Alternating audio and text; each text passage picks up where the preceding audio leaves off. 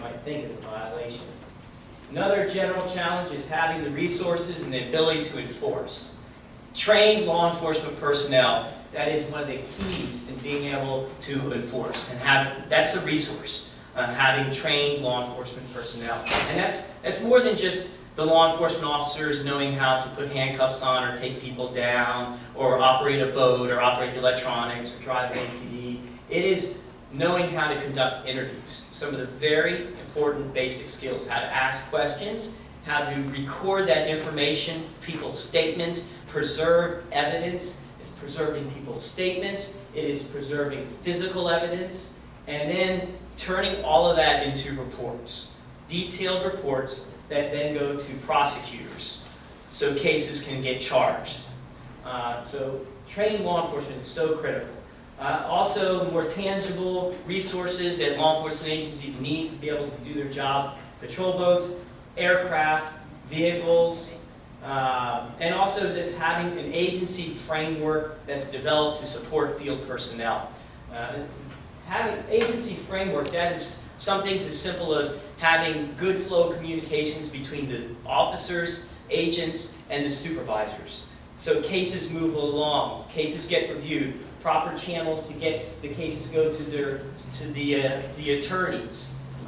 So there's a smooth flow and work continues, and having evidence, having resources in the office so that help the agents who are out in the field to be able to do their jobs. So that's part of the framework of an agency that needs to be there. This photo down here in the left corner here, that's one of my favorite photos. That photo is of our safe boat, NOAA Office of Law Enforcement, Pacific Islands Division. That's a boat that I'm one of the principal operators of the boat. I take care of that boat.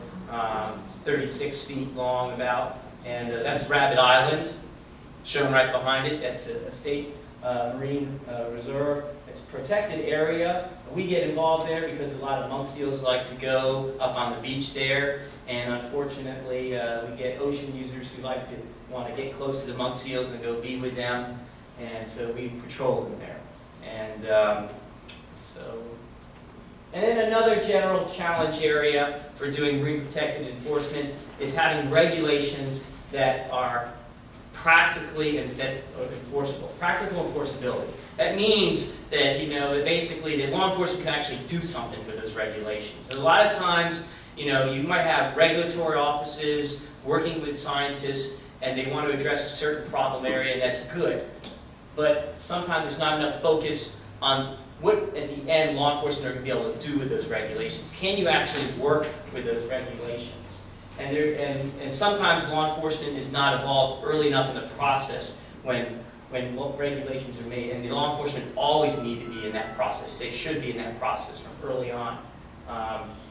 There can be examples of scientific or regulatory offices coming up with they don't want people to interact with this species, and that can be hard if it's an aquatic species underwater for law enforcement to sometimes deal with issues like that.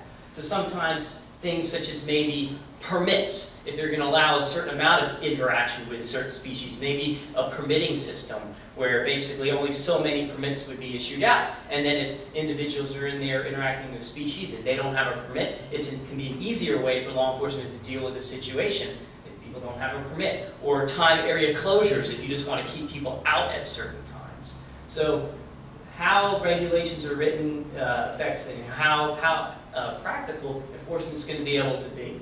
Sometimes there's problem areas and there's just no regulations. But sometimes that's just going to happen. It may not occur until a case is made, something's come up, and then, oh behold, there's not a really good regulation to deal with an area, and then sometimes they're devised. And then another thing is having prosecutors who understand and are willing to charge wildlife and marine protected area crimes. Here, for us, NOAA OLE in the Pacific Island Division, we're very fortunate to have a very supportive attorney who will be talking in a little bit. So we're fortunate, but not everyone everywhere has that luxury. Not all areas have outstanding attorneys, and so sometimes what it comes down to is some law enforcement officers have to deal with prosecuting officers that there's a rotation of the prosecutors in and out. There's a high turnover. or they just don't assign prosecutors to do wildlife cases. And when those situations occur, then what law enforcement agencies are really going to have to do is try to educate the prosecutors. You know, it's like you educate the public, you may have to educate your prosecutors. You may have to try to teach the prosecutors why it's important to charge these cases. The laws can be on the books, but if the prosecutors in the end don't want to charge the cases because they don't have high enough fines, they're not sexy, they're not going to put people in jail, then that affects the whole system in the end. So educating the prosecutors, sometimes law enforcement officers may even take their prosecutors out on patrol with them or let them see firsthand what they're dealing with to try to get more support, buy-in from the prosecuting end. So that's another general challenge.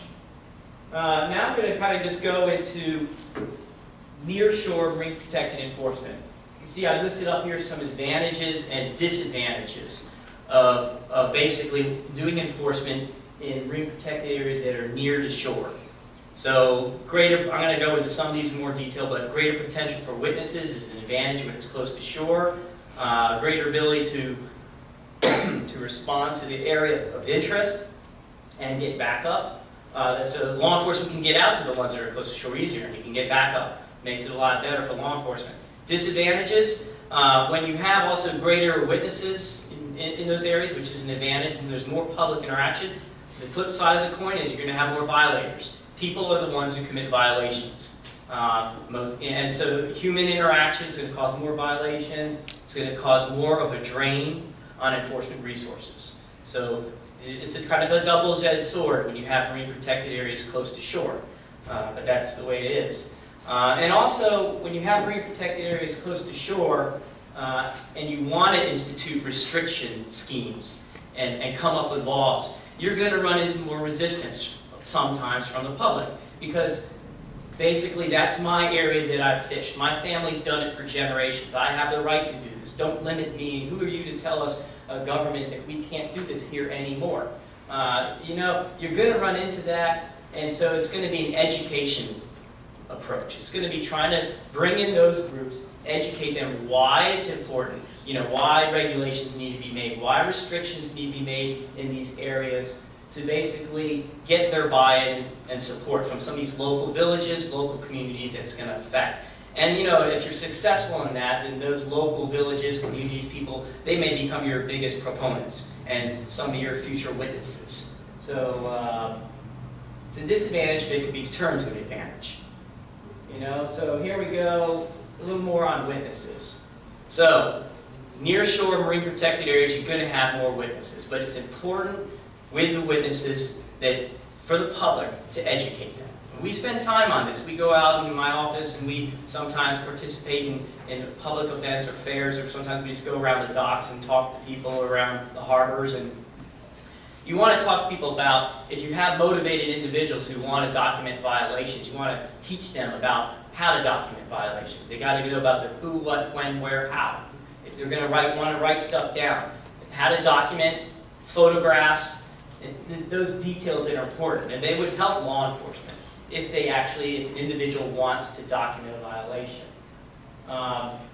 Again, you're going to educate the public on the importance of protecting the resources, but at the same time, you're going to have to educate them on the reality of enforcement ability to respond. A lot of people think that when you pick up the phone and you call a hotline, or you call DoCare, or you call NOAA OLE, that you put the phone down and there should be an officer rolling in. And it doesn't happen that way. There's, you know, for the vast amount of area that natural resource law enforcement agencies cover, there's a very small amount of officers. And so basically people in the public need to understand the reality of this. You know, sometimes you may be lucky and the call goes in and there happens to be an officer who's in that area and they just show up. But oftentimes it's going to be, if a response does even come to that area, it's going to be a little bit later. And an officer may be busy with something else at that time, and no one's going to be able to show up at that time. So that's, again, it can flip back to, if you have individuals who care, if they want to report something, then they know how to document. But also another thing is that I have personally, and when I talk to people about documenting members of the public, is they also need to keep their own safety in mind. You know, You don't want people to become so motivated and that they think to put an enforcement hat on their head, and then they can wind up getting their butts kicked.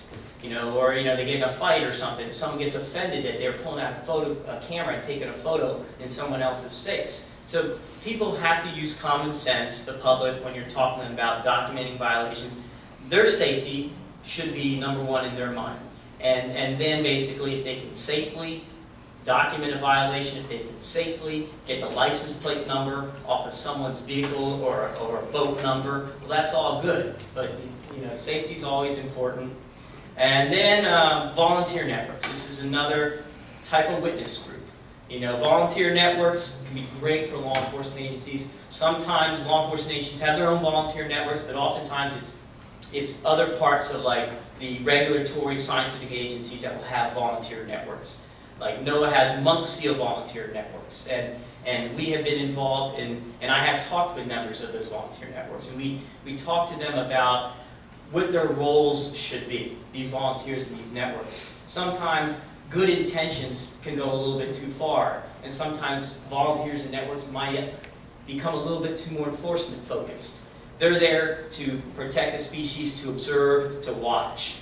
But there's a fine line where they got to make sure they don't step and start being like enforcement officers. But volunteer networks, those volunteers, they care, and they can be great witnesses. And they're out there a lot. So, greater ability to respond. This is another advantage near shore marine protected areas. Actually, when they're near shore, you have the ability to respond by land. And even though I do enjoy operating our safe boat, it takes a lot of effort to operate a boat. And you've got to have crew, it takes time to get out there, you're pushing the waves, and it's great getting out on the water, but a lot of times getting there by land is easier. So near-shore marine protected areas actually offer that benefit. Surveillances from landside are more sustainable. You can do it for longer periods of time versus on a boat where crew endurance becomes an issue pretty fast. Even if you have air conditioning on your boat, still crew endurance can become a factor pretty quick. Difficulties in doing it from landside is ability to stay covert in some areas. Sometimes if you want to, when I say blending in, that's like if there's certain areas of certain coastlines, let's say we believe there's turtle poaching activity going on in some marine protected areas, and your officers want to get in there on land side, well, law enforcement personnel may stand out. A lot of times people know who's the normal people in the area and who's not normal. So to do surveillance, especially from land side, a lot of times it's going to take a commitment on the law enforcement office. It's a resource commitment, and that's not always going to be available. The officers are going to have to know that maybe their officers are going to have to be there multiple times and stay there many days, possibly, before maybe they'll be seen as a normal presence in the area, where then they might be able to observe an illegal activity that's going on. It's not just show up and you may be lucky to show up and see it right in front of your face. That often doesn't happen. Land units paired with sea assets is a very good combination in doing surveillance in nearshore marine protected areas, because sometimes your units on land, they're going to see things, it's out in the water, it's an aquatic environment, and they may not be able to get to the people as effectively. So having a boat nearby or being able to respond is important. Sea assets, most of the time they are overt. I mean, you're gonna see them coming, and unless you have an undercover platform, which most don't. So again, here is a small boat in action. Yeah, and I like that. And but a lot of our boats here in Hawaii and a lot of places, they're marked. So that just naturally presents a problem. Most law enforcement agencies don't have the luxury of having multiple boats, marked boats, unmarked boats. So, our boat, State Doe Care boat, Coast Guard boats, we all have marked boats, a lot of marked boats. And, people are on their best behavior. When they see an orange boat coming, no one does anything really wrong. When they see our big black boat coming, everyone's all smiling, they don't do anything wrong. They all are perfect citizens. So, anyways, do what you can do. So, another challenge is the public. Sometimes they know the rules, and they try to work around the fine areas of the rules. They try to work around, they try to leapfrog the whales and try to get ahead. No, I didn't approach, the whales came to me. Or they'll try to jump in on the dolphins, but I didn't touch them. dolphins can always swim away. And again, this comes back to the agencies, you continue to do more outreach, you continue to be a visible presence.